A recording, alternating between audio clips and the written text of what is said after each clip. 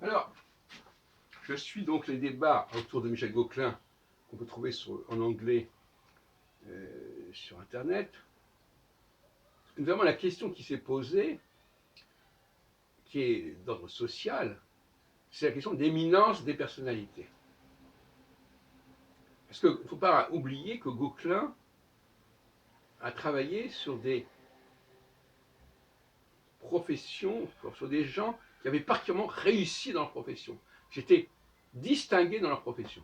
On appelle des personnalités éminentes, qui sont d'ailleurs recensés dans des annuaires, parce que comme ça, par exemple, dans les trucs que j'ai entendus, il dit, ah ben il a choisi ceci. Non, il a pris des annuaires d'académiciens des sciences, par exemple, ou enfin, c'est pas lui qui a fait c'est pas lui qui a choisi son échantillonnage, contrairement à ce qu'on laisse croire. Et on a évidemment retenu que les gens importants. Et c'est intéressant, parce que astrologiquement, on a affaire à une sorte de caste, en quelque sorte. De castes qui sont particulièrement dominants et qui dominent leur profession. Et ça, c'est une dimension du travail de Gauquelin qui a fait problème parce qu'on a fini par discuter en disant mais pourquoi on a choisi celui-ci ou pas celui-là, quelle était son éminence, quelle était son importance. Et effectivement, c'est vrai que c'est un axe un petit peu délicat que la question de l'importance ou d'éminence de la postérité d'un chercheur, et encore plus d'un sportif. Mais je crois qu'il a été très bien inspiré de voir ça comme ça. Ça a été, à mon avis, c'est la base même de son travail, d'avoir introduit une sorte de lutte des classes, de clivage social au niveau de la réussite ou de la médiocrité dans la profession. Alors, je continuerai en disant que, en faisant un peu le bilan de l'astrologie aujourd'hui, Gauquelin a montré il a montré que les maisons astrologiques étaient au niveau du thème natal le seul élément valable en fait.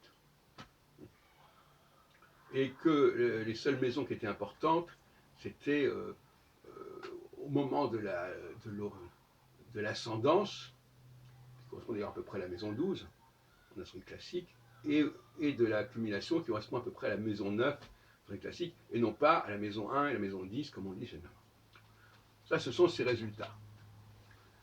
Alors, deuxième point, comme je l'ai dit dans une précédente vidéo, juste maintenant, il n'a pas retrouvé de résultats pour Soleil et pour Mercure.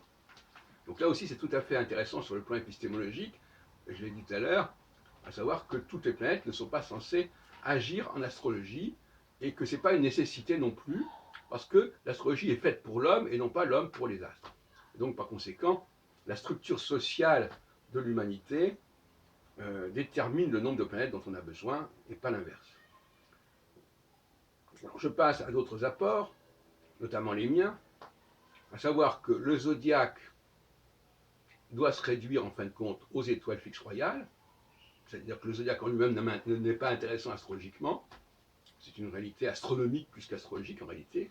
Vous savez que les astronomes aussi flirtent avec la mythologie, hein, c'est pas réservé aux astrologues, et avec le calendrier, etc. Donc il ne faut pas croire que parce qu'il y a un symbolique dans le cosmos, que c'est forcément de l'astrologie. Pas du tout. Hein.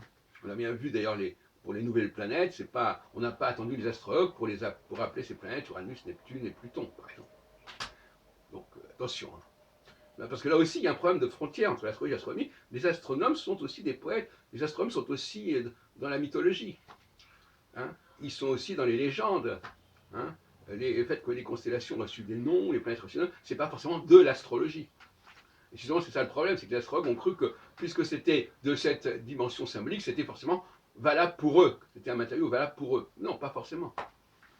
Donc, j'ai montré, depuis une vingtaine d'années, que, pour moi, en tout cas, le zodiaque, le passage des planètes sur le zodiaque, c'était uniquement la question des étoiles fixes royales. Et vous savez que les astrologues ont rejeté globalement les étoiles fixes de leur champ.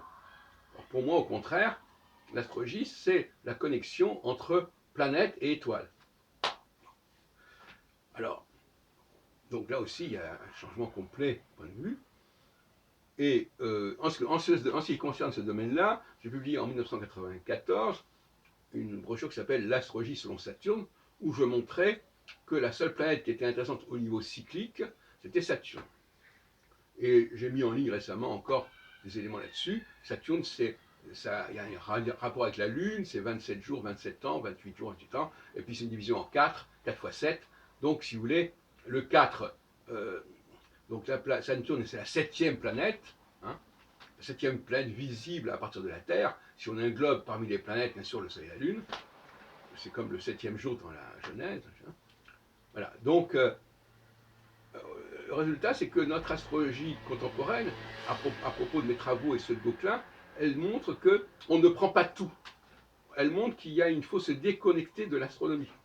Pas le connecter totalement, pas l'ignorer totalement, mais ne pas considérer que tout ce qui existe en astronomie fait forcément sens en astrologie.